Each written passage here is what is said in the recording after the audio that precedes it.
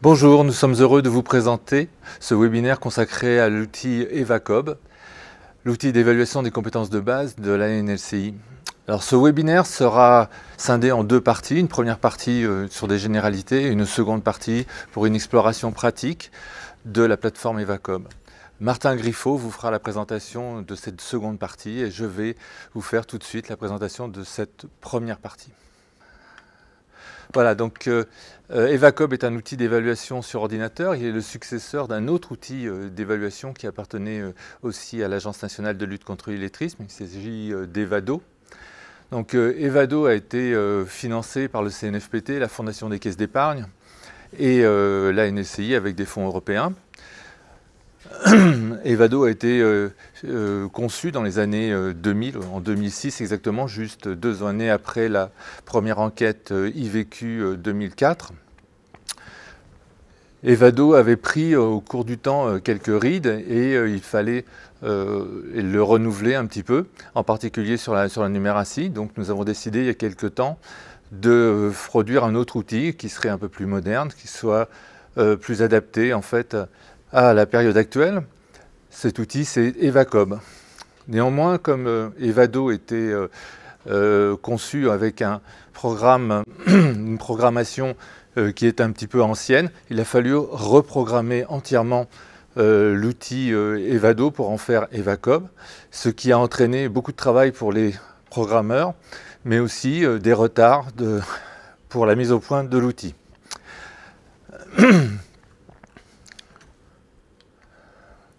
Quels sont les objectifs d'EvaCob? Donc il s'agit de pouvoir disposer d'un outil d'évaluation sur ordinateur qui permet d'identifier les personnes pouvant bénéficier d'actions de formation au savoir de base, pouvoir d'identifier les personnes en situation d'illettrisme. Cet outil a vocation à être mis en œuvre sans le secours d'un spécialiste de l'évaluation et il doit fournir des résultats qui soient compatibles avec ceux des évaluations IVQ dans lesquels en fait il y a un module ANLCI qui permet de repérer, d'identifier les personnes en situation d'illettrisme. Cet outil aussi donne des résultats qui sont gradués en fonction du cadre national de référence, des cadres degrés du cadre national de référence de l'agence. Bon, pourquoi est-ce que c'est important de donner des chiffres qui soient compatibles? Puisque quand on regarde la presse, quand on regarde les publications scientifiques ou même les notes ministérielles, on s'aperçoit que toutes fourmillent en fait de chiffres et que si on veut conduire une politique de lutte contre l'illettrisme qui soit efficace, il faut que tout le monde parle le même langage et que tout le monde ait des chiffres qui reposent sur les mêmes bases. Les chiffres de la NSCI sont tiré au niveau national de l'enquête IVQ. Donc on a choisi de développer un outil d'évaluation qui produise des chiffres qui puissent être comparés à la base nationale, aux résultats d'IVQ. Quels sont les modules de test qui sont proposés par EvaCob? Donc il y en a 4, avec en plus une partie diagnostique. Donc les 4 modules, c'est la prise en main de l'outil, la compréhension orale, la littératie et la numératie. Donc nous allons maintenant regarder chacun de ces modules un peu plus en détail. Donc le module de prise en main, ça sert à vérifier essentiellement la capacité de la personne évaluée à utiliser une souris. Alors c'est très important aussi, puisque si la personne ne sait pas utiliser une souris, ne sait pas utiliser un ordinateur, on ne pourra pas véritablement la tester. Les tests que l'on pourra faire, on ne saura pas si la personne échoue parce qu'elle ne sait pas utiliser un ordinateur ou parce qu'elle a réellement des difficultés cognitives. Bon, comment est-ce qu'on fait cette évaluation des compétences à utiliser un ordinateur? En fait, on présente à la personne différentes tâches. On lui demande de cliquer sur les objets, sur des cases à cocher, mais surtout on l'entraîne à faire un glisser-déposer, puisqu'il y a un certain nombre d'exercices dans l'outil EvaCob qui demandent en fait la maîtrise de ce geste, le glisser-déposer. Le support, en fait, ce sont des images qui sont proches des environnements qui vont être utilisés ensuite dans l'outil, de façon aussi à familiariser la personne avec les outils, avec l'environnement qu'elle rencontrera ensuite dans les tests. Le module de compréhension orale, lui, sert à évaluer la compréhension de la langue orale du test. Donc il s'agit d'évaluer la compréhension du français.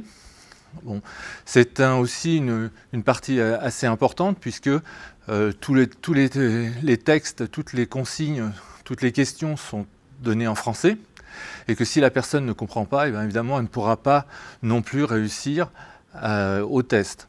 Donc c'est aussi une vérification qui peut être importante. Ces deux premiers tests ne sont pas des tests qui sont obligatoires puisque les évaluateurs peuvent avoir une connaissance de la personne évaluée, savoir que cette personne utilise déjà de l'ordinateur ou qu'elle parle suffisamment bien le français pour pouvoir passer les tests. Et donc à ce moment-là, ils ne sont pas nécessaires d'être passés. Alors les deux tests principaux sont évidemment la numératie et la littératie. On va commencer par la littératie.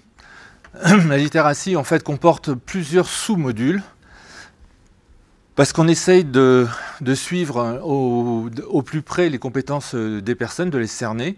Et donc, en fait, on va avoir un test qui est dit adaptatif, qui va s'adapter en fait aux résultats que la personne a obtenus au test précédent pour lui fournir quelque chose qui soit le plus proche possible de ses compétences. Donc, pour commencer la littératie, comme on ne connaît pas les personnes, on va avoir un module d'orientation qui aura pour but en fait de distinguer les personnes qui, d'un côté, n'ont pas de difficulté face à l'écrit et celles qui apparemment en présentent. Donc, dans ce module d'orientation, on va demander aux personnes d'identifier des mots et des pseudomots et de déchiffrer des phrases, de comprendre aussi un texte court. Alors, comment est-ce qu'on fait lorsqu'on est avec un ordinateur pour faire lire les personnes, en fait, pour les faire déchiffrer? Eh bien, on leur propose des parties du texte, on leur propose des mots ou des morceaux de phrases, et puis en face, on leur propose des lectures de ces mots ou de ces morceaux de phrases, et la personne doit choisir la bonne lecture correspondant à la phrase qu'on lui a proposée, ou au mot qu'on lui a proposé. Pour le texte écrit, bon, c'est quelque chose qui est assez commun dans l'ensemble des évaluations, des tests d'évaluation que l'on peut trouver. C'est-à-dire qu'il y a un texte, la personne lit le texte et on lui pose des questions qui sont explicites, implicites ou des questions lexicales. Le support, c'est le même support que sur IVQ, avec une présentation qui est quasiment la même que sur IVQ. Donc c'est un programme télé, une page de programme télé. Alors avec au milieu, comme vous pouvez le voir, l'apercevoir en tout cas sur le bas de l'écran, au milieu vous avez un petit texte. Une fois que le module d'orientation est passé, les personnes sont orientées soit vers le module ANSCI dans le cas où elles ont eu des résultats insuffisants, soit vers le module O lorsque les résultats sont satisfaisants. Là, maintenant, on va voir les sous-modules qui se trouvent à l'intérieur du module ANSCI. Donc, il va commencer par la lecture. Donc, ce sont des personnes qui ont échoué au premier module. Donc, elles ont certainement eu des difficultés de lecture. Et donc, on va leur reproposer un certain nombre d'items de lecture à partir d'un support qui est un CD de musique sur lequel, en fait, en page 2, enfin, sur la phase 2 du CD, il y a une liste de chansons et on leur propose de lire, en fait, la chanson numéro 2, la chanson numéro 3, etc. Mais en fait, on leur propose des lectures. Ils doivent choisir parmi les lectures qui ont été déjà enregistrées, celle qui correspond à la chanson qu'on leur demande de lire. Ensuite, il y a un module compréhension qui se sert aussi du même support. Mais cette fois-ci, on prend la quatrième de couverture de la jaquette du CD, du même CD de musique. Et là, donc, cette quatrième de couverture comprend un texte court, un texte écrit, qui est une critique en fait du groupe qui a enregistré le CD. Et là, on repose, comme dans le module d'orientation, mais avec plus de questions, plus de temps. On repose un certain nombre de questions qui sont à la fois explicites, c'est-à-dire qu'on demande à la personne de rechercher des éléments qui sont donnés explicitement dans le texte ou qui sont implicites, c'est-à-dire qu'il faut combiner plusieurs éléments du texte pour pouvoir trouver la bonne réponse, ou même des questions lexicales. Le troisième volet en fait, du module ANSCI, c'est un module de production de mots. En fait, c'est un module de dictée de mots. Donc c'est pour évaluer la capacité à écrire correctement des mots réguliers et irréguliers, qui sont plus ou moins fréquents. Bon, on a utilisé différentes tables de fréquences, en particulier bon, pour Cobb, on a utilisé les tables de fréquences de Dijon et puis aussi un peu des tables de fréquences de l'université de Grenoble. La méthode qui est utilisée, c'est écrire les mots en fait, dans un exercice à trous. Donc les enseignants du primaire utilisent régulièrement ce type d'exercice. Mais là, en fait, on a un support qui est un support professionnel, qui est un bon de commande, parce qu'on essaye toujours aussi, dans cet outil, de ne pas reproduire des situations qui sont des situations scolaires. Pour les personnes qui ont réussi un bon score lors du module d'orientation, à ce moment-là, ces personnes sont orientées vers un parcours haut qui comporte 4 types d'exercices. Donc un texte puzzle, il s'agit de remettre dans l'ordre des morceaux d'un texte. Il y a un texte avec graphique qui combine à la fois donc, une lecture qu'on pourrait approcher de certains exercices de numératie, mais c'est de la lecture néanmoins d'informations. Un texte de compréhension de texte qui est plus difficile que ceux qui ont été proposés précédemment, et puis une dictée à trous aussi, qui est elle aussi plus difficile que celle qui est proposée dans le module ANLCI, dans le parcours bas. Pour le module numératie, bon, l'objectif est évidemment de déterminer le niveau de maîtrise en numératie de la personne évaluée. On pose des tas de questions sur les fondamentaux de la numératie et on essaye d'avoir un test qui soit le plus adaptatif possible aux compétences des personnes, encore plus probablement que sur la littératie, avec tout un système de scores intermédiaires, de possibilités de rattrapage ou de confirmation des résultats pour passer à travers les différents niveaux qui correspondent au cadre national de référence de l'Agence nationale de lutte contre l'illettrisme. Les supports pour le parcours principal, parce qu'il y a un parcours principal comme nous allons le découvrir par la suite. Ce parcours principal, en fait, c'est le monde de l'automobile, c'est une concession automobile. Et puis pour les parcours de rattrapage ou de confirmation, bon, ce sont des environnements professionnels ou de la vie courante. Pour tous ces exercices, en fait, les fondements pour choisir ces exercices, pour choisir la façon de faire passer ces exercices, proviennent de différentes sources. Alors pour tout ce qui est littératie, en fait, ça provient de l'enquête IVQ, puisqu'on a essayé de copier au maximum les tests de l'enquête IVQ. Et dans l'enquête IVQ, la personne qui était en charge de la rédaction de ces tests et de ces exercices était Jean-Marie Besse, qui a écrit un article dans la revue de l'INSEE Économie et Statistique, qui décrit en fait toute sa façon de penser, sa façon de mettre en œuvre cette évaluation des compétences de base. Donc on peut retrouver cet article sur la plateforme. Aussi, on peut le retrouver évidemment dans les publications de l'INSEE. Pour ce qui est de la numératie, en fait, nous sommes fondés sur le référentiel Comté, donc qui est un référentiel parmi d'autres en numératie, mais qui a un avantage pour nous, c'est qu'il reprend tous les degrés de la NLCI. Tous les exercices sont classés en fonction des 4 degrés de la NLCI, donc ce qui rend plus facile la création d'exercices. Et vous voyez apparaître sur l'écran aussi Cléa. Et pourquoi Cléa? En fait, c'est parce que le CNFPT nous a demandé, pour la partie la plus difficile d'EvaCobb, d'introduire certaines notions qui sont dans le référentiel Cléa. Ce qui a été fait, en particulier des pourcentages, des calculs pas de probabilité, mais des calculs de moyenne, etc. Je vous présente maintenant le logigramme de l'enquête IVQ, puisque je vous ai parlé plusieurs fois de l'enquête IVQ, pour vous montrer en fait à quel point EvaCobb suit le même schéma que l'enquête IVQ, de façon à toujours produire des chiffres qui soient comparables à ceux d'IVQ. Donc on a évidemment un module d'orientation, comme je vous l'ai présenté, il y a un module oral. Ensuite, vous voyez que les personnes sont réparties suivant un module haut, soit un module intermédiaire, soit le module ANSCI. Ensuite, qu'il y a un module commun qui était un module en fait, qui servait à obtenir un peu plus d'items pour des travaux statistiques. Et puis en fait, il y a le module numératie. Lorsqu'on regarde en fait le logigramme de la littératie, on s'aperçoit qu'on a la même structure, qu'on a en bleu en haut un module d'orientation, puis ensuite une orientation soit vers un parcours haut, soit vers un parcours bas, et que dans le parcours bas, en fait, on a 3 domaines, un bleu, un orange, un rose, plutôt un rose, et puis un jaune. Le bleu, c'est la lecture, le rose, c'est la compréhension de lecture, et le jaune, c'est la production d'écrit. Ce sont en fait ces 3 domaines qui vont permettre de déterminer si la personne est en situation d'illettrisme.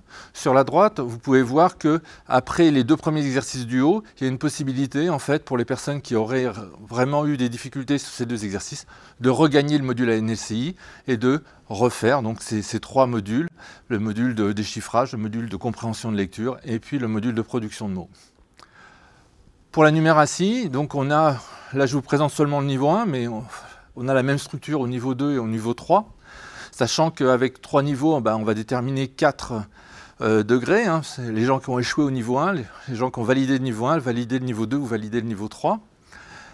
Donc pour le niveau 1, on a 6 exercices qui sont les premiers exercices. Et à la suite de ça, il y a un premier calcul de score. Et en fonction de ce score, les personnes sont orientées soit vers le module 2, si elles ont bien réussi le module 1, donc il n'y a pas de problème pour elles. Soit on leur propose des rattrapages qui sont adaptés en fait à leurs erreurs. En fonction de l'endroit où elles ont fait des erreurs, on leur proposera différents types de rattrapages. Et puis, il y a les personnes qui ont vraiment des scores très très bas et à ce moment-là, on leur propose des exercices qui vont permettre à l'évaluateur ou au formateur d'avoir une meilleure vision en fait, des compétences des personnes, mais ce module ne leur permettra pas de passer à un niveau supérieur. Tous les degrés et profils dont je vous parle, en fait, sont les degrés et profils qui sont tirés du cadre national de référence.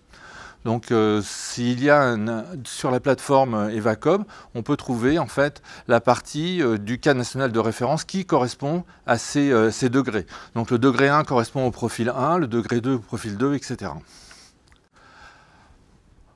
Alors comment sont attribués les profils pour la littératie? Donc pour chaque module, le module de déchiffrage, le module de compréhension écrite, bas et le module de production de mots bas, on attribue pour chacun d'entre eux un profil. Donc c'est un profil 1 pour les graves difficultés, un profil 2 pour de fortes difficultés, un profil 3 pour quelques difficultés, et pour profil 4, en fait, on n'a pas repéré de difficultés avec les exercices qui ont été proposés, ce qui ne veut pas dire que les personnes ne peuvent pas avoir, avec des exercices plus compliqués, des difficultés. Mais bon, elles ont eu plus de 80% de réussite aux items de ce module. Et on attribue un profil général pour la littératie, qui n'est pas en fait la moyenne des profils qui sont obtenus, mais qui ont été obtenus aux 3 sous-modules, mais le score le plus petit, le profil le plus petit qui a été obtenu à l'un des 3 modules. Alors par exemple, si quelqu'un a, pour illustrer ça, puisque ça peut paraître un peu complexe, par exemple quelqu'un qui a eu un profil 4 en déchiffrage, qui a eu un profil 2 en compréhension de l'écrit et un profil 3 en production de mots, et on va lui attribuer un profil général en littératie qui sera un profil 2, puisqu'il y a eu 2 en compréhension de l'écrit. Alors pourquoi est-ce que l'on fait ça et pas la moyenne? En fait, c'est parce que on considère que les difficultés des personnes ne peuvent pas forcément se compenser et que s'il doit y avoir une formation, on doit partir en fait du niveau le plus faible de la personne pour pouvoir orienter cette formation pour résoudre les problèmes que la personne peut avoir sur ce type d'exercice. Pour les personnes qui sont orientées vers le profil haut, elles ont toutes au minimum, à moins qu'elles aient été réorientées vers le profil ANLCI au bout de 2 exercices, au minimum elles ont un profil 4. Donc ça peut être un profil 4 normal si elles ont aux alentours de 60% de réussite. Et puis ensuite, pour celles qui ont des meilleurs résultats, on a un profil 4+, un profil 4++ pour celles qui ont plus de 80% de réussite au profil haut. Pour le profil de numératie, on a 4 profils aussi. Donc le profil 1, c'est niveau 1 non atteint, grave difficulté en numératie. Puis ensuite un profil 2 pour le niveau 1 validé, un profil 3 pour le niveau 2 validé, un profil 4 pour le niveau 3 validé.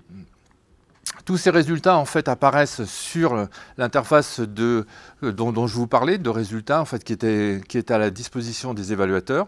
Donc ils apparaissent sous une forme de tableau avec l'ensemble des modules et des sous-modules pour la littératie, avec un pourcentage de réussite dans chacun de ces sous-modules ou de ces modules. Et puis en dessous, en fait, vous avez le temps de passation et vous avez aussi le profil qui a été attribué à chaque personne. Je pense que Martin va revenir tout à l'heure beaucoup plus en détail sur toute cette partie de l'affichage des résultats. Bon, comment est-ce qu'on accède à Evacob? Donc il y a deux interfaces en fait dans Evacob. Il y a une interface évaluateur et une interface bénéficiaire, mais il n'y a qu'un seul accès. C'est-à-dire que lorsqu'on arrive sur la plateforme, on vous demande un identifiant, le nom d'utilisateur, et un code, le mot de passe. Et une fois que la personne rentre, une fois que vous rentrez votre identifiant et votre mot de passe, vous êtes orienté suivant votre qualité, soit vers la plateforme, soit vers l'interface évaluateur, soit vers l'interface bénéficiaire. Alors on va regarder d'abord les accès à l'interface évaluateur. Donc cette interface est hiérarchisée. Donc il y a 4 niveaux d'évaluateurs. Donc le premier c'est le super évaluateur. Ensuite on a un niveau administrateur. Super administrateur d'abord, ensuite administrateur, après vous avez super évaluateur et le niveau 4 ce qui est le niveau évaluateur. Alors à quoi ça correspond à peu près ces 4 niveaux? Donc pour le super administrateur, c'est à la fois Edufactory qui est le concepteur technique de l'outil, hein, les gens qui programment l'outil, qui ont besoin éventuellement d'accéder à l'outil pour pouvoir réparer des bugs ou faire progresser l'outil suivant les consignes qu'on leur donne. Et puis c'est l'agence. Alors l'agence, en fait, son rôle va être de désigner pour chaque organisation qui veut avoir un accès à Evacob, de désigner un administrateur ou de désigner en fait un poste administrateur qui pourra être partagé par différentes personnes. Alors là aussi, on a pris comme exemple le CNFPT. Donc le CNFPT national serait administrateur. Cet administrateur ensuite a la main sur l'outil pour toute son organisation et cet administrateur peut créer des super évaluateurs qui sont par exemple des agences du CNFPT au niveau régional. Donc là aussi, il y a un seul poste, et ce poste par région, hein, je veux dire, c'est-à-dire qu'il peut y en avoir plusieurs au sein du CNFPT, mais par région, il n'y en aurait qu'un seul. Et cet super évaluateur pourra créer des profils d'évaluateurs, c'est-à-dire des profils qui correspondront aux formateurs du CNFPT, et qui, eux, pourront faire rentrer sur la base des bénéficiaires qui pourront passer les exercices. Alors justement, on peut reprendre cette hiérarchisation de façon plus visuelle avec le graphique qui vous est présenté. Là, donc on voit en haut, il y a le super administrateur, donc qui est l'agence et Edufactory. Et puis ensuite, pour chaque organisation, les organisations sont en bleu, on a un administrateur qui est l'interlocuteur en fait de l'organisation avec la NSCI. C'est lui qui a demandé l'autorisation d'aller sur Evacob, et c'est cet administrateur qui ensuite peut créer les super évaluateurs, les évaluateurs, et qui les évaluateurs eux-mêmes créent les bénéficiaires. Alors normalement, tous les groupes sont étanches, c'est-à-dire qu'un évaluateur fait rentrer un certain nombre de bénéficiaires sur la plateforme, il leur fait passer des exercices, il a accès aux résultats de ces exercices, il a accès aux profils qui sont attribués à tous les bénéficiaires qu'il a fait rentrer sur la plateforme, mais il n'a pas accès aux résultats des bénéficiaires qui ont été rentrés par une autre personne, par un collègue par exemple.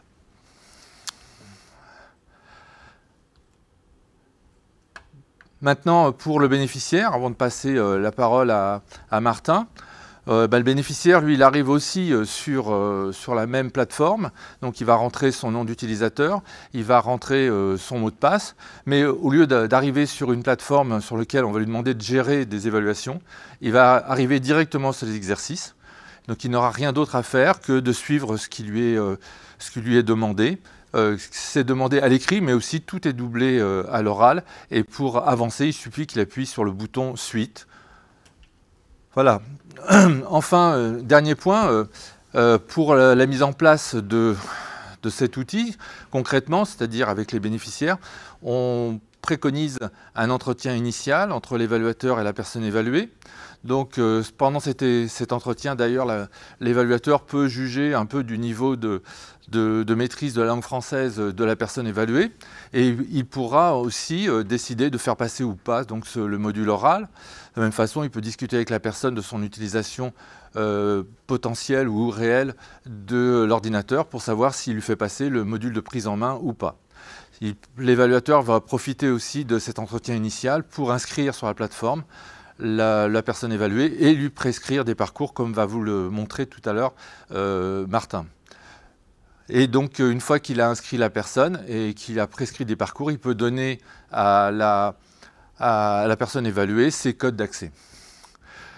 La restitution après l'évaluation, c'est pareil, nous on préconise un entretien individuel entre l'évaluateur et la personne évaluée avec une sortie positive pour nous qui est une préconisation de formation. Voilà donc la dernière information, l'adresse de la plateforme Evacob. Donc je vous remercie de votre attention et puis je passe la parole à Martin qui va vous faire la démonstration pratique en fait de l'utilisation de cet outil. Merci Jean-Pierre. Avant de démarrer, bonjour à tous déjà, et puis j'en profite pour rappeler que vous pouvez poser vos questions en direct voilà, via le petit chat qui s'affiche sous la fenêtre de la vidéo. Voilà, donc ce qu'on va faire en fait, c'est qu'on va explorer la plateforme, on va naviguer un petit peu directement depuis un navigateur internet, puisque comme l'a expliqué Jean-Pierre, voilà, il suffit de taper l'adresse evacob.welearn.com sur un navigateur internet et on accède à la plateforme. Alors, comme le précisait Jean-Pierre, encore une fois, l'interface est unique, qu'on soit un évaluateur ou qu'on soit un bénéficiaire. Il faut passer par cet écran d'accueil, il faut disposer d'un compte utilisateur pour pouvoir se connecter à la plateforme. Donc, ce qu'on va faire, c'est qu'on va se connecter à un compte bac à sable, en fait, qui va nous permettre un petit peu de pratiquer sans poser de problème sur, voilà, sur les structures qui utilisent actuellement la plateforme en accès anticipé. Donc voilà à quoi ressemble l'interface de gestion de la plateforme Evacob. 4 menus sont disponibles, un menu de gestion des structures et des groupes. Ce sont les cadres auxquels seront rattachés les comptes utilisateurs des personnes qui vont soit passer les évaluations, soit gérer les évaluations. Un menu de gestion des utilisateurs qui permet de créer des comptes. Une fois qu'on dispose d'un compte administrateur, on peut tout à fait créer de nouveaux comptes, comme le disait Jean-Pierre, super évaluateur, évaluateur ou bénéficiaire. Un menu de suivi des évaluations, donc c'est une des formes de restitution des évaluations, une forme synthétique qui permet de voir un petit peu toutes les évaluations qui auront été réalisées pour la structure ou le cadre auquel on a accès. Et enfin un menu de documentation et annexes qui voilà, propose un certain nombre de documents et qui propose également une bibliothèque d'exercices, mais on y reviendra donc un peu plus tard. Pour commencer, on va s'intéresser donc à la gestion des structures et des groupes, la gestion des cadres. Donc ce menu se présente de cette façon. Vous avez 3 onglets qui sont disponibles ici, qui permettent de visualiser les structures, les sous-structures et les groupes. Alors là, je suis connecté donc, sur ce compte bac à sable qui s'appelle Structure Démo. Je suis connecté en tant qu'administrateur, donc j'ai une permission de vue sur l'ensemble des sous-structures de ma structure démo.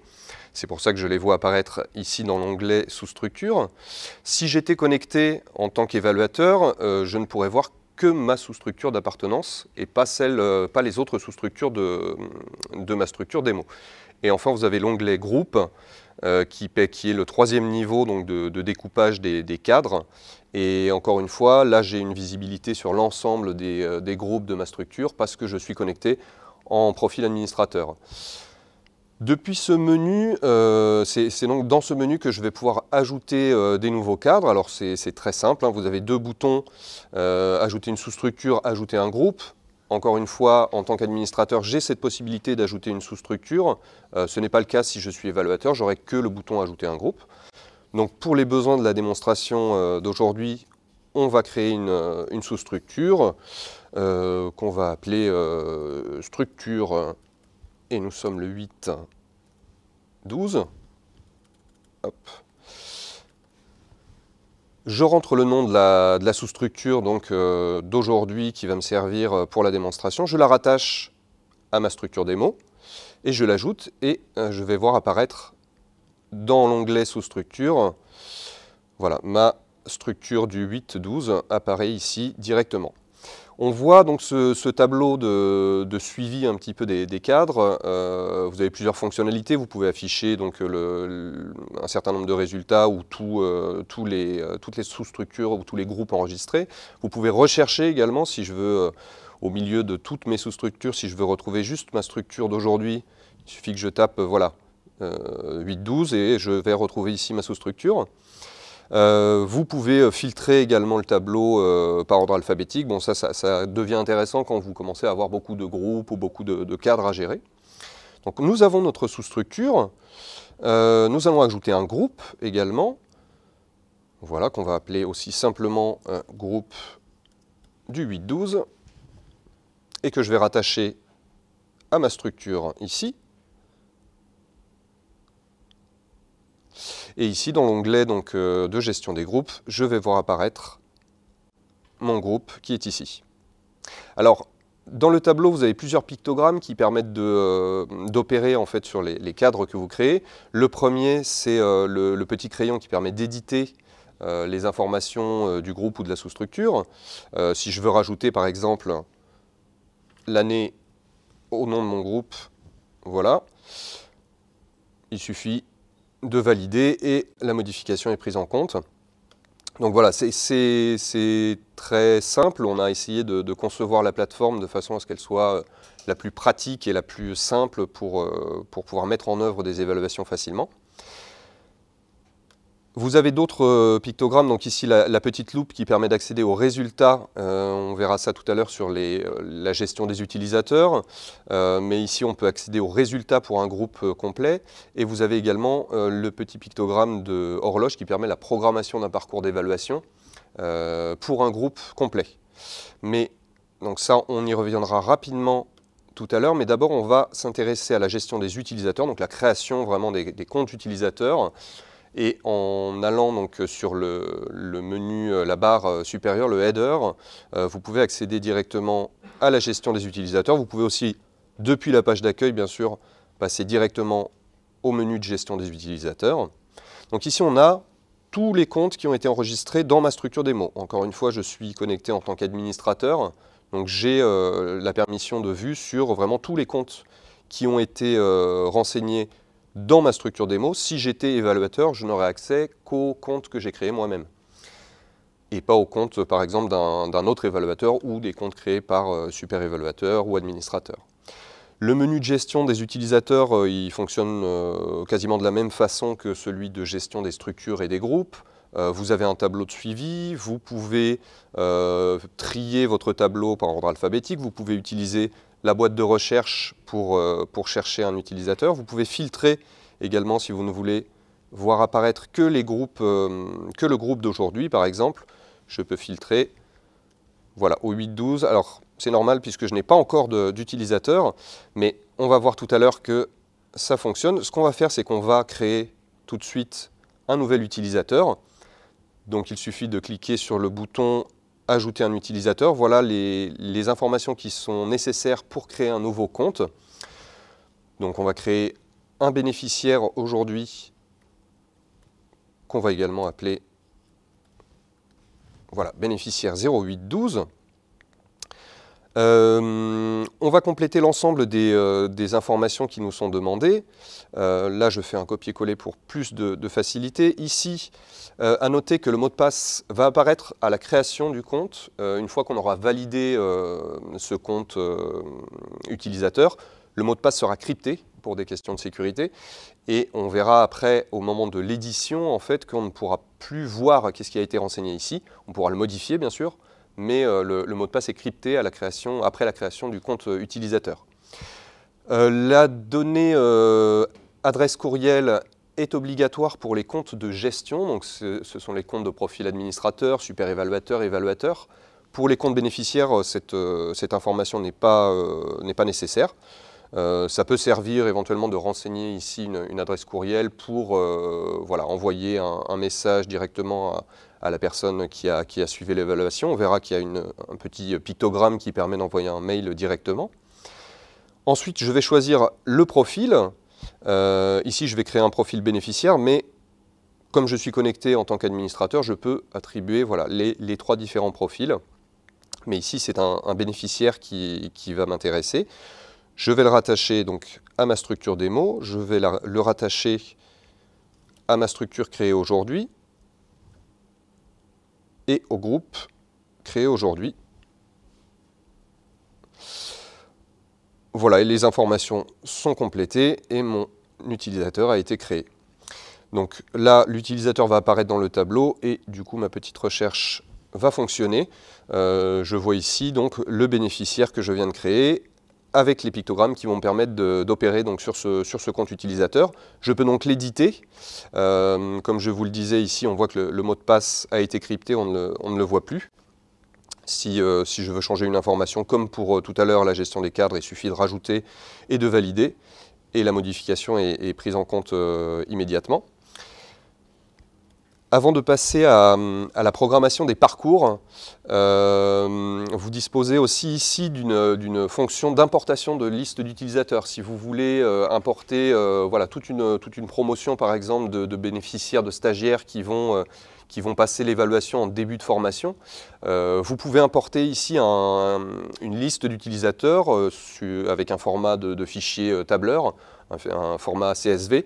Donc c'est assez simple, vous sélectionnez la structure, la sous-structure et le groupe dans lequel vous voulez intégrer votre liste d'utilisateurs.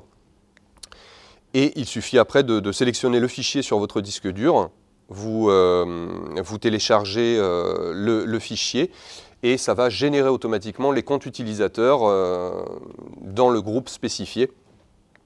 Voilà, et toute la procédure, donc, on le verra tout à l'heure, dans le menu documentation et annexes, vous avez un manuel d'utilisation d'Evacob qui est complet et qui détaillera également cette procédure. Revenons donc à notre utilisateur que nous avons créé, voilà, qui est ici. Donc on a vu le menu édité, on verra tout à l'heure le menu résultat. On va tout de suite lui programmer un parcours. Donc voilà à quoi ressemble le menu de gestion de la programmation de parcours d'évaluation. On retrouve ici les 4 modules dont parlait Jean-Pierre tout à l'heure. Donc le module de prise en main, le module de compréhension orale, de littératie, de numératie. Alors vous pouvez programmer un parcours complet. À noter quand même que sur un parcours comme ça, il faut compter une bonne heure de passation. Mais bon, voilà, les programmes s'adaptent, les parcours s'adaptent en fonction des réponses qui sont données, en particulier pour la numératie. Voilà, tout dépend de la vitesse à laquelle la personne va enchaîner les différentes questions, le temps qu'il va lui falloir pour prendre connaissance des consignes, pour éventuellement réécouter les consignes. Mais il faut compter une heure, je pense, minimum pour faire l'ensemble des parcours, donc les 4. Vous pouvez bien sûr ne programmer qu'un seul parcours, si je veux uniquement la numératie. Vous pouvez fixer une date limite de réalisation de ces parcours. Ça peut être intéressant, voilà, si vous voulez que l'évaluation soit faite avant telle date, de fixer une date limite. Alors vous pouvez aussi, si vous ne voulez pas vous embêter avec une date comme ça, vous pouvez modifier, sélectionner une date lointaine, comme ça vous êtes sûr de ne pas avoir de problème. Dernier point sur ce menu de programmation, vous avez ici des cases à cocher de réinitialisation des données. Si une personne a déjà passé l'un des parcours et a déjà des données enregistrées, vous pouvez lui faire repasser ce parcours.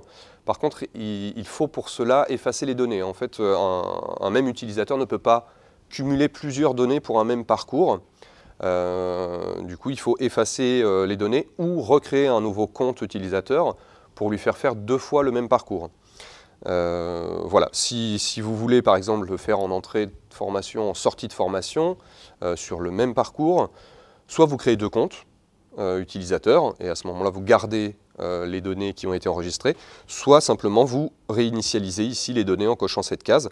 Le parcours numératie sera à nouveau programmé pour cet utilisateur et les données précédemment enregistrées seront supprimées. Vous pouvez ici effacer l'ensemble des données, donc c'est comme si j'avais coché toutes les cases de réinitialisation ici. Là, mon utilisateur n'a pas encore de données, donc je vais valider la programmation. Ici s'affiche un petit message, donc comme le précisait Jean-Pierre, le parcours de prise en main permet de tester la capacité des personnes à réaliser les différentes manipulations qu'on va lui demander au long des parcours. Donc voilà, on a préféré rajouter un petit rappel ici à destination de l'évaluateur pour que, voilà, si l'évaluateur est sûr que la personne qui va passer l'évaluation maîtrise bien le clavier, la souris, il peut très bien programmer un parcours sans passer par le module de prise en main. Mais voilà, on a mis ce petit message de rappel. J'ai ici un petit bandeau qui me précise le programme de cet utilisateur a bien été mis à jour. Je retourne voir mon bénéficiaire. En effet, si je veux vérifier, il suffit de retourner sur le menu de programmation de parcours. Je vois que là, numératie est bien coché. Je peux réinitialiser le formulaire. Voilà, si je veux finalement lui programmer la littératie, j'appuie sur le bouton jaune ici pour réinitialiser le formulaire. Et je peux valider donc le parcours de remplacement. Voilà, donc mon bénéficiaire a son parcours qui est programmé. Et maintenant, je n'ai plus qu'à lui confier en fait les données d'identification, donc identifiant et mot de passe. Là, je vais me déconnecter du compte administrateur. Et si je me connecte avec les identifiants donc, que je viens de créer, là, l'évaluation se lance automatiquement. Donc sans passer par l'interface de gestion. Donc comme le disait Jean-Pierre, c'était vraiment une même porte d'entrée, mais pour deux interfaces différentes. Voilà, donc on ne va pas faire aujourd'hui un parcours complet, donc il faut compter bien une demi-heure sur chacun des modules, selon, donc, encore une fois, la vitesse à laquelle les personnes font les évaluations. Mais une fois que le parcours est terminé, il y a un message qui va s'afficher et qui dit à la personne, voilà, merci pour votre participation, vous pouvez voir avec votre formateur les résultats, puisque les résultats ne sont pas donnés directement à la personne évaluée. On préfère que la restitution se fasse voilà, avec l'évaluateur, plutôt que ce soit la machine qui donne directement les résultats à la personne. Moi, en tant qu'évaluateur, je vais pouvoir, du coup, une fois que l'évaluation est terminée, alors, je suis toujours connecté avec le compte bénéficiaire, c'est pour ça qu'il m'a relancé l'évaluation. Je vais donc me déconnecter et me reconnecter. Hop. Une fois que l'évaluation a été réalisée, donc elle apparaît immédiatement pour les évaluateurs dans l'interface de gestion. Dans ce menu de suivi des évaluations, donc qui est accessible par la page d'accueil et par le header, ici vous avez l'intégralité des évaluations qui ont été réalisées. Je suis connecté en tant qu'administrateur, donc j'ai toutes les évaluations de la structure démo. Si j'étais connecté en tant qu'évaluateur, je n'aurais que les passations de mon groupe que j'ai créé tout à l'heure et qu'on affiche ici. Donc là j'ai mon bénéficiaire. On n'a pas fait les évaluations, donc je n'ai pas de résultats ici, mais j'ai préparé des exemples de restitution sur d'autres comptes en réel. La restitution est accessible via le pictogramme ici, résultat. Un pictogramme qu'on trouve dans suivi des évaluations, qu'on retrouve également dans gestion des utilisateurs. Si je vais voir mon utilisateur ici, j'ai également le pictogramme résultat. Et comme je le disais tout à l'heure, on peut aussi accéder aux résultats du groupe complet. Si j'ai plusieurs bénéficiaires dans mon groupe, voilà, je peux accéder aux résultats du groupe en cliquant sur ce pictogramme résultat via le menu de gestion des groupes. Mais donc pour revenir au principe de restitution, donc vous avez la restitution sous forme de suivi, sous forme de tableau, voilà, où on voit les différents modules et on voit s'ils ont été réalisés ou non. Donc typiquement, voilà, ici le module de prise en main a été réalisé. Je vais revenir pour que vous voyez les colonnes. Voilà, le module de prise en main a été réalisé. Ici, on voit que la compréhension orale a été réalisée. Quand je reste ici sur le petit i d'information, vous avez ce qui correspond au profil qui a été attribué. Voilà, vraiment une présentation très synthétique des résultats. Et si on clique donc sur le pictogramme loop, on accède à la présentation sous forme de synthèse des résultats. Donc, comme le disait Jean-Pierre, encore une fois, le détail des blocs intermédiaires pour le module littératie, donc ici le parcours ANLCI. Sur un autre exemple, on voit ici le parcours O qui a été réalisé.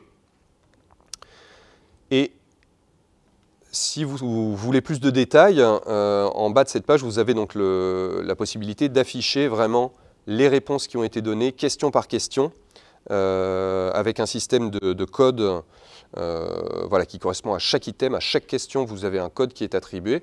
Vous pouvez filtrer ce tableau par bloc de compétences qui ont été testées. Donc le niveau 1 de numératie, le niveau 2 de numératie, compréhension écrite bas ici. Mais voilà, ces filtres s'adaptent en fonction des parcours que les personnes ont réalisés. Vous avez donc ici l'intégralité des items, avec ici les réponses qui ont été données. Là, ce sont des questions à choix multiples, donc vous avez le numéro de la réponse qui a été donné, et vous avez le score attribué à côté. Voilà, pour regarder. Ici, quand c'est un exercice de production, vous avez la production de la personne qui est enregistrée.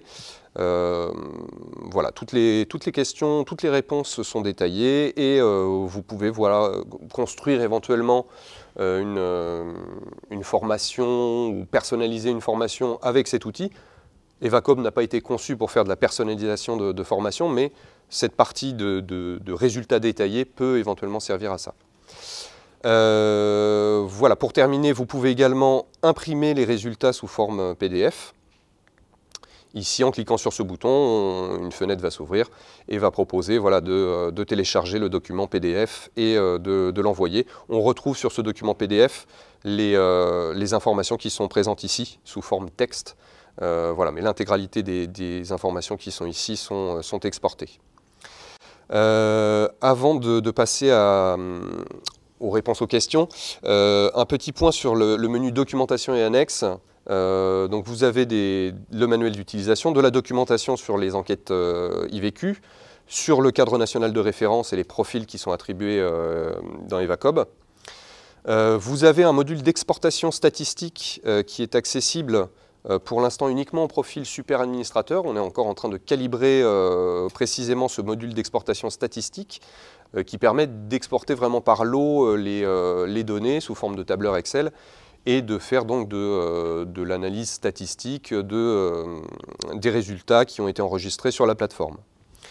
Et pour finir, vous avez donc ce que je vous annonçais au début, la bibliothèque d'exercices, qui se trouve ici, accessible depuis le menu documentation et annexes. Vous avez une possibilité d'accéder aux exercices soit sous forme de parcours. Donc là, on retrouve vraiment les parcours qui sont proposés aux personnes évaluées, donc le parcours de prise en main, le parcours de compréhension orale, littératie, numératie.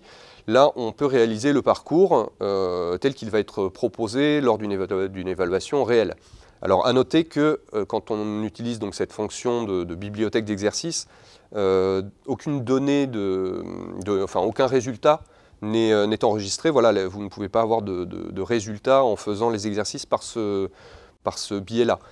Pour générer des résultats, par exemple, si vous voulez tester, voir comment sont restitués les résultats sur l'un des parcours, ce qu'on conseille, c'est de créer un compte bénéficiaire de test, de réaliser l'évaluation, et là, vous aurez des données de passation qui seront enregistrées. En passant par documentation annexe et par la bibliothèque d'exercice, là, aucun résultat ne sera enregistré. C'est vraiment une fonctionnalité qui permet de naviguer quand on va faire une évaluation à une personne. On peut vouloir voir un petit peu à quelle sauce va être mangée la personne, et donc tester en amont les exercices. Voilà, et c'est pour ça qu'on a mis en place cette bibliothèque qui permet aux évaluateurs d'accéder vraiment item par item. avec la possibilité vraiment là de rentrer à l'intérieur des parcours et vraiment d'essayer les exercices de chaque niveau, les exercices qui vont tester une compétence en particulier. Sur le logigramme de présentation que montrait tout à l'heure Jean-Pierre, sur le parcours numératie, on a par exemple un rattrapage, on a une possibilité de confirmation, de faire une série d'exercices qui vont donner plus de données aux évaluateurs. Et donc, si vous voulez, ce sont des exercices qu'on ne fait pas forcément sur un parcours. En fait, tout dépend vraiment de chaque personne évaluée.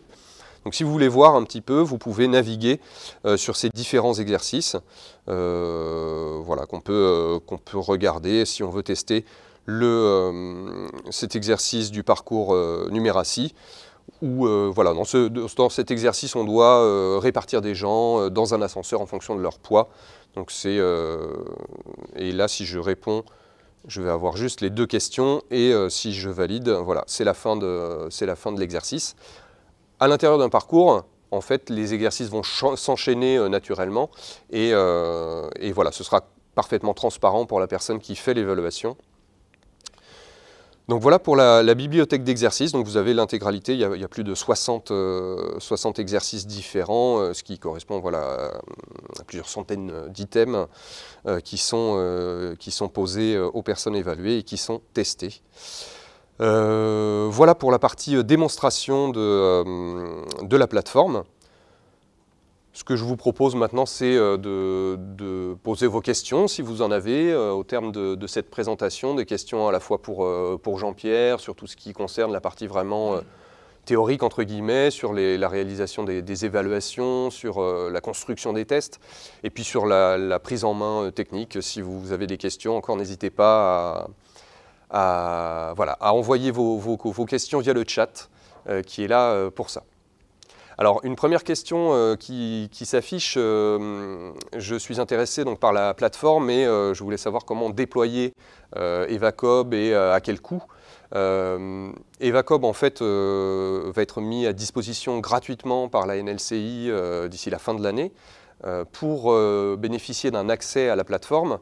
La NLCI souhaite établir un système de conventionnement avec les structures intéressées, donc un conventionnement qui prendra la forme d'un contrat de licence d'utilisation. Donc la plateforme est mise à disposition gratuitement, mais il y aura cette procédure via un contrat de licence pour des questions de sécurité des données personnelles, puis de responsabilité des structures.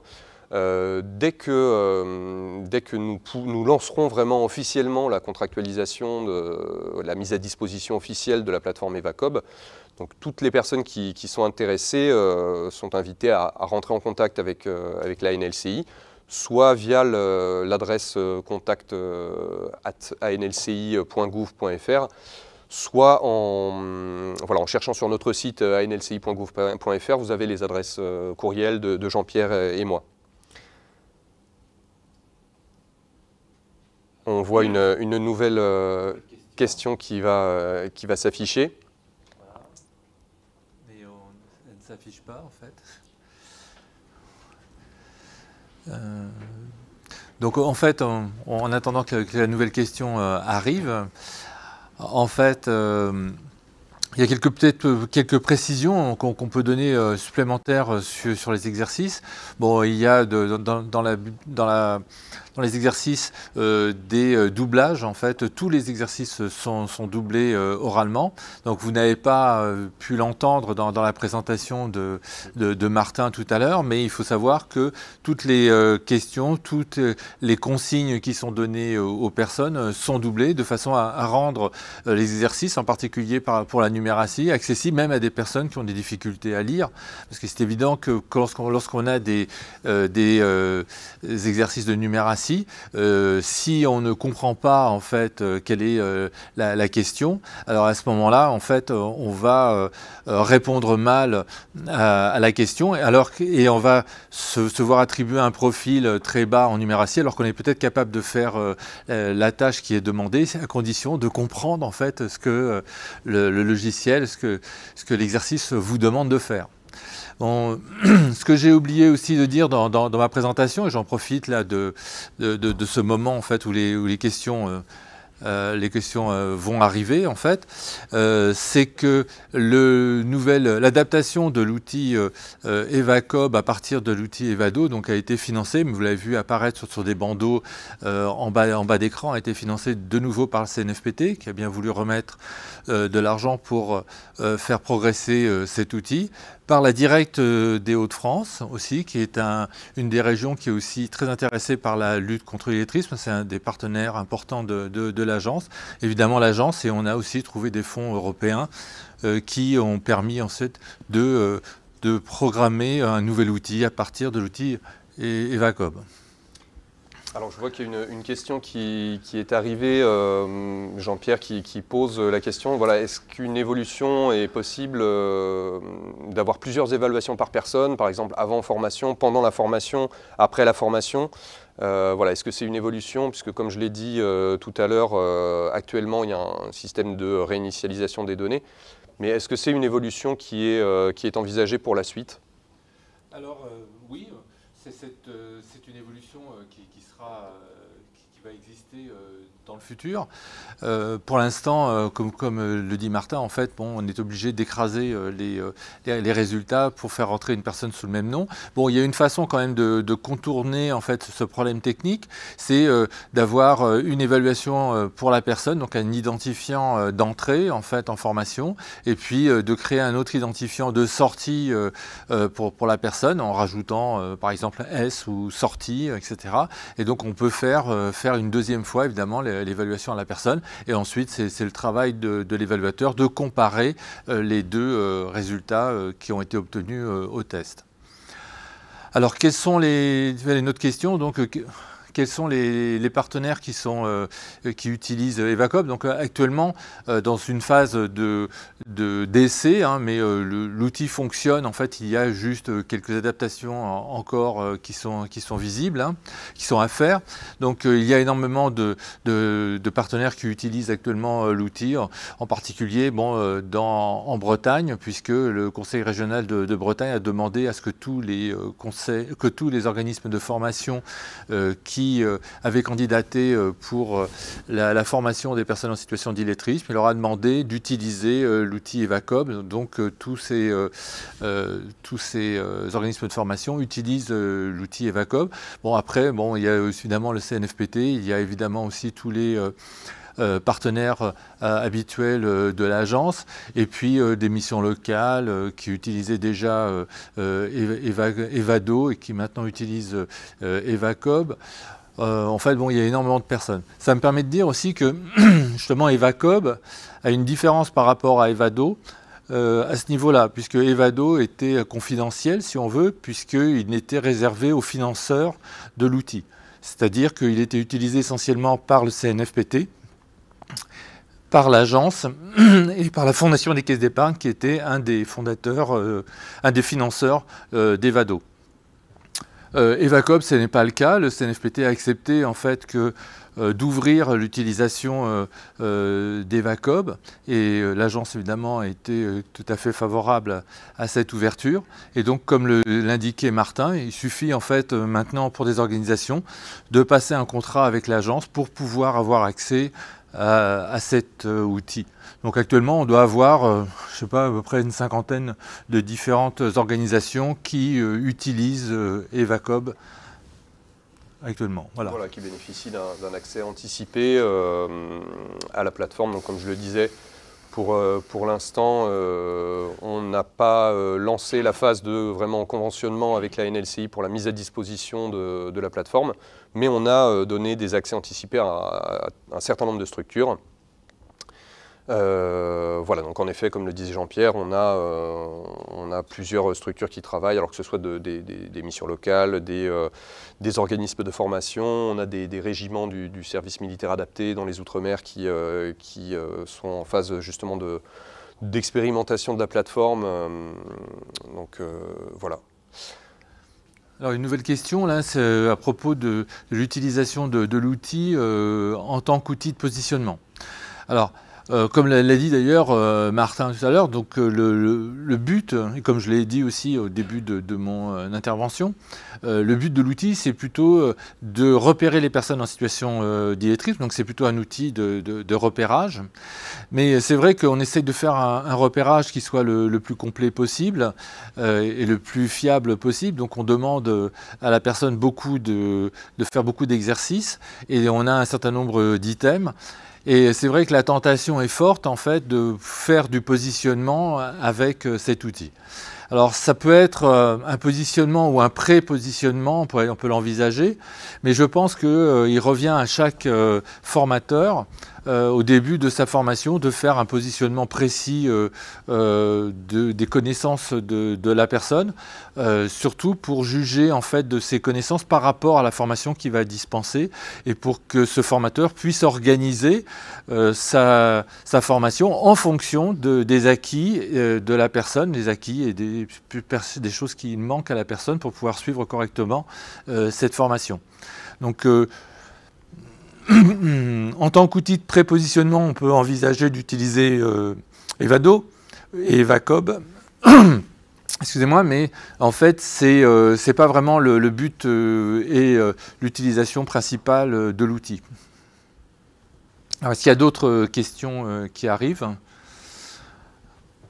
Voilà, pour compléter juste ce que disait Jean-Pierre, c'est vraiment via la partie détail des résultats sur la plateforme, sur l'interface de gestion qui permet vraiment de voir item par item les questions qui ont été données, du coup, les scores obtenus.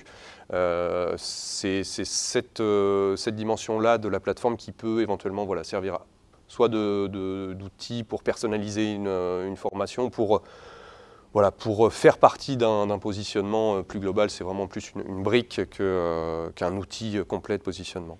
Voilà. Il y a une autre question aussi que je vais laisser Martin répondre. En fait, c'est une question sur l'accessibilité à la plateforme des régions ultramarines. Alors, l'accessibilité, en fait, la plateforme Evacob est sur Internet, c'est un site Internet, donc elle est accessible pour peu que l'on dispose d'une connexion pas forcément d'une super connexion avec de la fibre. Voilà, la plateforme de gestion et les évaluations sont suffisamment optimisées pour ne pas ne pas nécessiter une connexion incroyable. Mais la plateforme est réputée accessible en permanence, donc vraiment 24 heures sur 24, sauf si des opérations de maintenance sont prévues, auquel cas on prévient, nous, par courriel, toutes les structures, tous les administrateurs qui sont enregistrés et qui ont accès à la plateforme. Donc pour les structures qui seraient intéressées dans les Outre-mer, bien sûr que vous pouvez utiliser Evacob. Donc n'hésitez pas à rentrer en contact avec l'agence pour établir un contrat de licence d'utilisation. Donc il n'y a vraiment aucune restriction sur les lieux pour accéder. Donc il suffit d'avoir une connexion Internet. Excusez-moi. La seule restriction qu'on va mettre, nous, sur vraiment les accès qu'on va donner à la plateforme, ce sont des limites à l'utilisation de l'outil. C'est-à-dire qu'on ne souhaite pas que l'outil soit utilisé à des fins de profilage, soit utilisé vraiment à des fins pour sélectionner des personnes à recruter ou à licencier dans une entreprise. Ce sont des utilisations qu'on interdit. Qu'on va surveiller et qui pourrait entraîner la rupture d'un conventionnement et du coup la suppression des comptes utilisateurs qui auraient été donnés à la structure. Mais après, pour revenir à la question, au niveau géographique, il n'y a pas de problème d'accessibilité puisque la plateforme est sur Internet et est en ligne.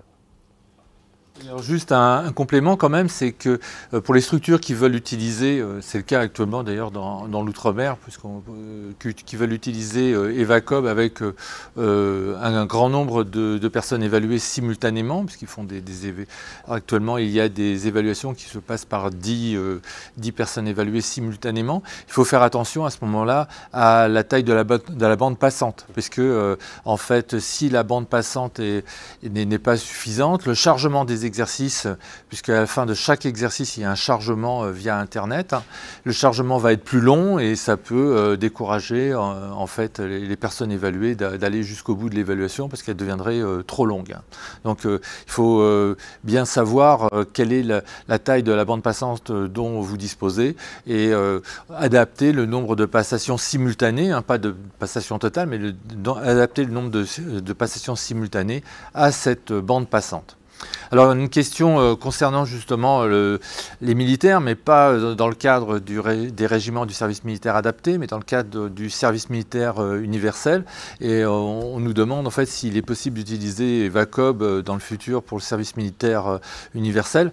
Alors je pense que déjà Martin a répondu. En fait, à partir du moment où on a une demande du service militaire universel, l'agence n'aura aucune difficulté pour mettre à disposition de cet organisme l'accès à la plateforme EvaCob.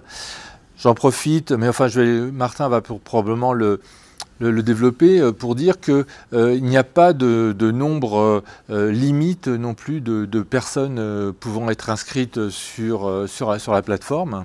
Oui, tout à fait. La seule limite, vraiment, c'est ce dont tu parlais tout à l'heure, c'est le nombre de passations simultanées des évaluations. C'est la seule limite qu'on indique voilà, dans les conventions qu'on va signer avec les structures.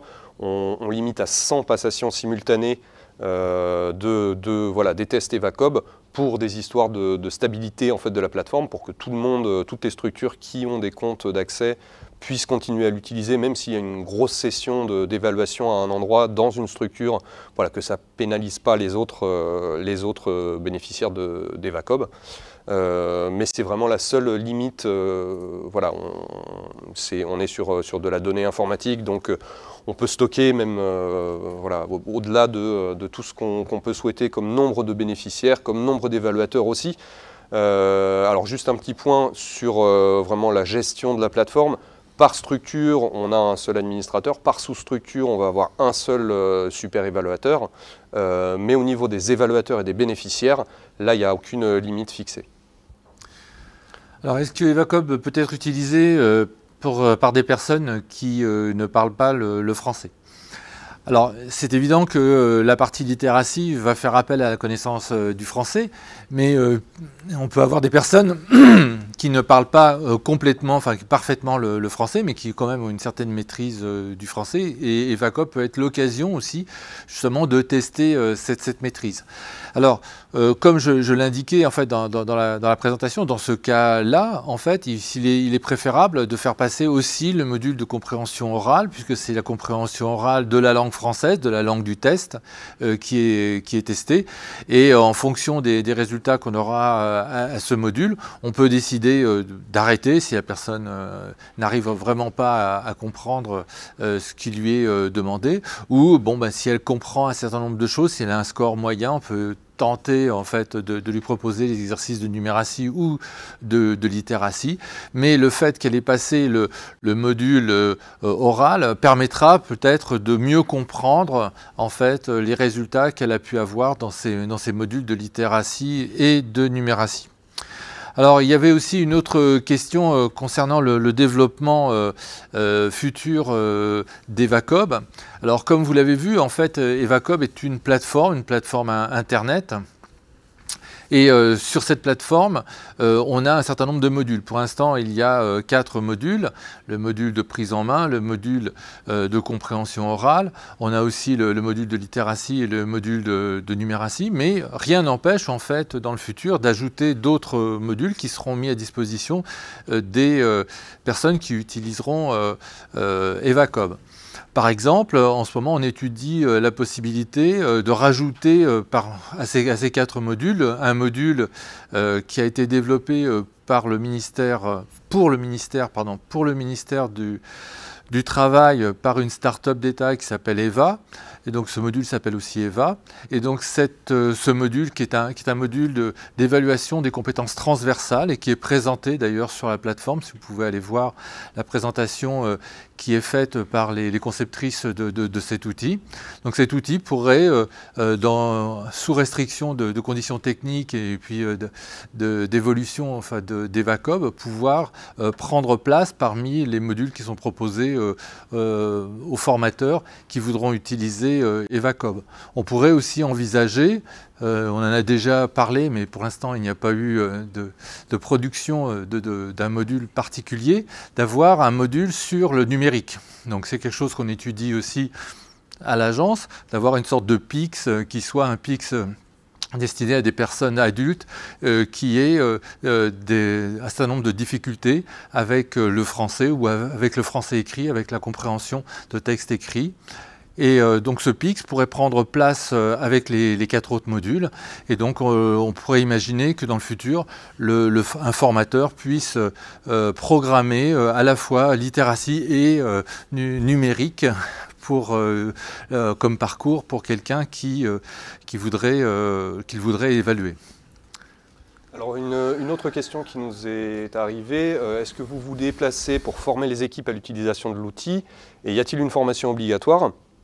Alors oui, c'est quelque chose qu'on peut envisager. Alors actuellement, c'est bien sûr un peu compliqué avec la situation sanitaire de se déplacer, mais voilà, une fois que les consignes de sécurité seront un peu plus détendues, que les déplacements seront plus faciles, ça peut s'envisager. C'est quelque chose qu'on a fait déjà justement en Bretagne pour les organismes de formation bretons. Voilà, alors EVACOB est mis à disposition gratuitement. Cependant, voilà, si on organise une formation en présentiel, on sera sans doute amené à facturer ce type de prestation, alors sur la demi-journée ou sur la journée en fonction des besoins.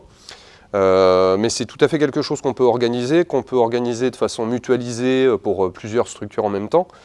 Voilà, donc on peut se déplacer. Et on réfléchit également actuellement à un système de formation avec vraiment de la prise en main à distance en ligne, quelque chose qu'on va développer avec le CNFPT, voilà, pour former toutes les délégations qui seraient intéressées sur de la prise en main à distance, vraiment sous forme de séances pédagogiques en ligne. Donc pareil, on communiquera quand ce principe-là de formation sera mis en place. Et pour répondre à la question, est-ce qu'une formation est obligatoire pour l'utilisation d'EVACOB ? Alors j'ai envie de dire, toutes les informations nécessaires à l'utilisation simple de l'outil sont disponibles sur la plateforme via le menu de documentation et annexes qu'on a vu tout à l'heure. Vous avez accès au manuel d'utilisation de l'outil. Voilà, qui fait 150 pages actuellement, donc vous avez vraiment tous les scripts des exercices, toutes les réponses, les bonnes réponses aux items, les scores qui sont calculés, les orientations. Vous pouvez exploiter ce document vraiment pour utiliser de façon avancée la plateforme. Après, c'est toujours conseillé d'avoir un moment de formation pour de la prise en main. Voilà, c'est quelque chose qu'on conseille parce que des fois on se retrouve un peu démuni face à un fonctionnement qu'on ne comprend pas. Après, l'équipe de la NLCI reste vraiment à disposition pour répondre aux questions, pour faire du support voilà, sur la plateforme. Une formation n'est pas forcément nécessaire. Voilà, si on arrive à prendre en main facilement le manuel, à bien intégrer comment fonctionne l'organisation des tests, après c'est quelque chose qu'on conseille pour un déploiement professionnel, typiquement en Bretagne où ça correspond à une réponse à un appel d'offres. Voilà. Oui, donc une autre question qui est, peut-on utiliser l'outil sous forme abrégée afin de repérer un premier niveau de difficulté et afin d'orienter la personne vers une structure adaptée? Alors les exercices de passation ne sont pas adaptés pour être abrégés. Donc c'est ce que je disais aussi tout à l'heure, en fait on peut envisager une évolution de l'outil avec des modules qui soient abrégés. Alors, Ces modules abrégés, ce n'est pas non plus un fantasme, puisqu'ils existent déjà. Nous avons développé des outils qui sont compatibles avec l'enquête IVQ pour le service militaire adapté. Ce sont des outils qui sont des pré-tests, en fait, qui servent au régiment du service militaire adapté à tester des jeunes qui se portent candidats pour rentrer dans ces régiments pour pouvoir servir pendant 8, 10 ou 12 mois et être formés à différents métiers. Donc ces tests existent. Il en existe aussi des tests qui ont été développés pour Ocapia, enfin qui sont en train d'être développés pour Ocapia aussi, qui sont des tests de 10 minutes, 15 minutes, avec très peu d'items, et qui permettent d'avoir une idée un petit peu du niveau de la personne. Donc dans le futur, on peut très bien imaginer que l'on insère en fait des tests de ce type ou même un de ces tests sur la plateforme, et que ce test soit à disposition des formateurs pour pouvoir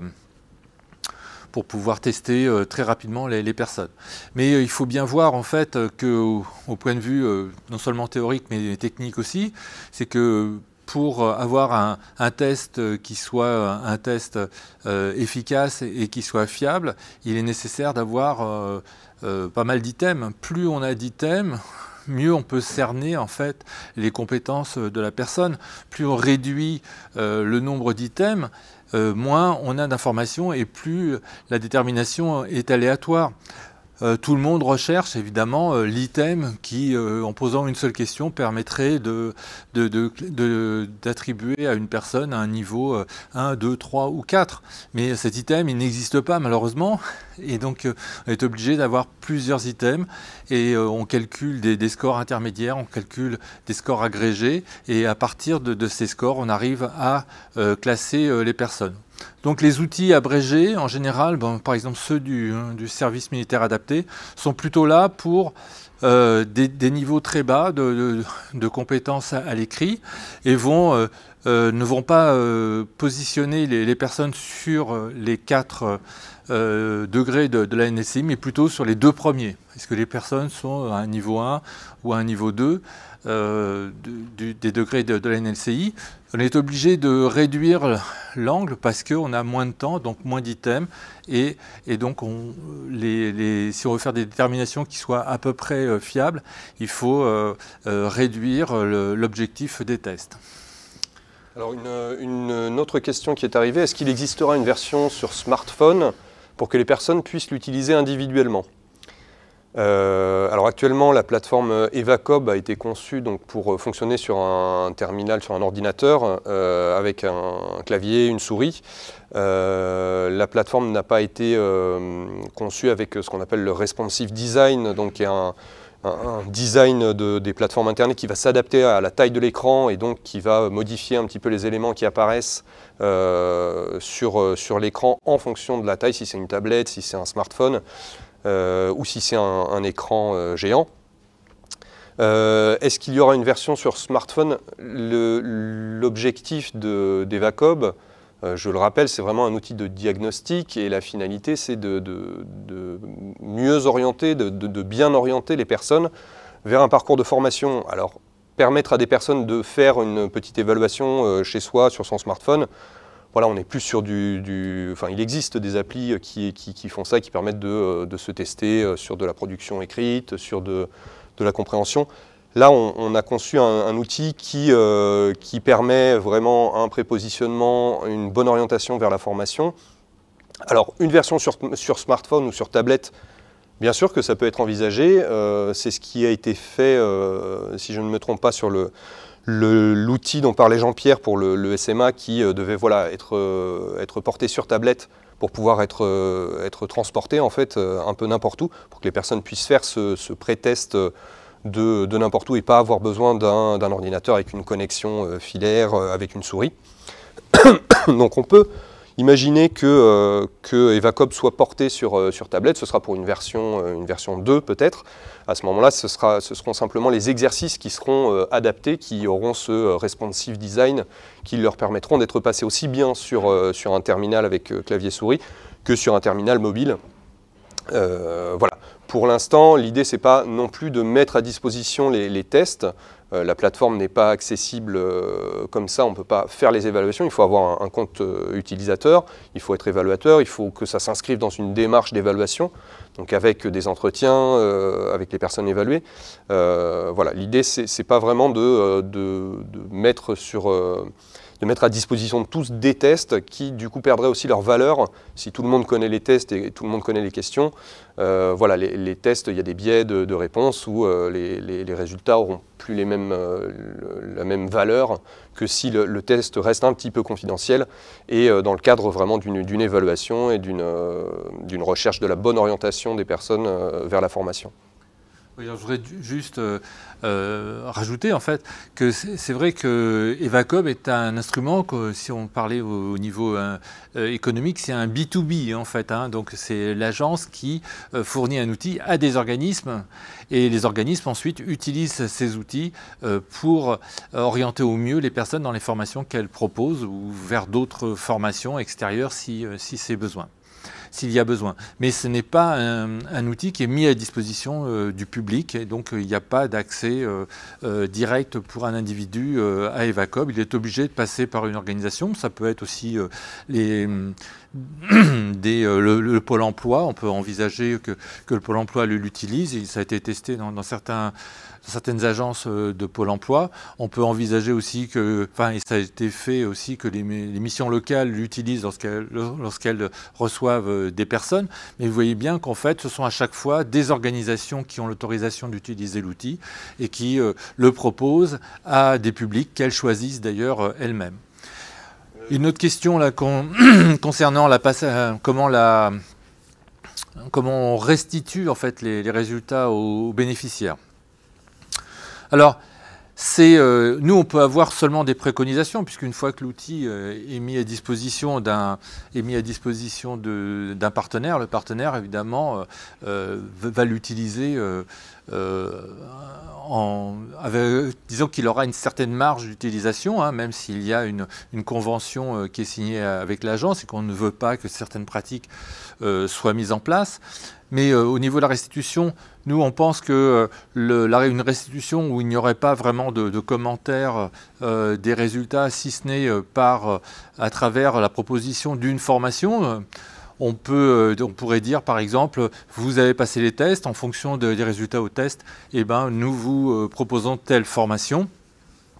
Ça serait suffisant, mais il y a des endroits, évidemment, où il peut y avoir des bénéficiaires qui disent « Ah ben oui, mais je voudrais savoir, est-ce que j'ai mieux réussi la numératie que la littératie? Est-ce que, quel est mon niveau, etc. Est-ce que j'ai des difficultés ou pas ?» Et là, ça dépendra du formateur. Est-ce qu'il aura envie ou pas de donner ces informations à la personne évaluée?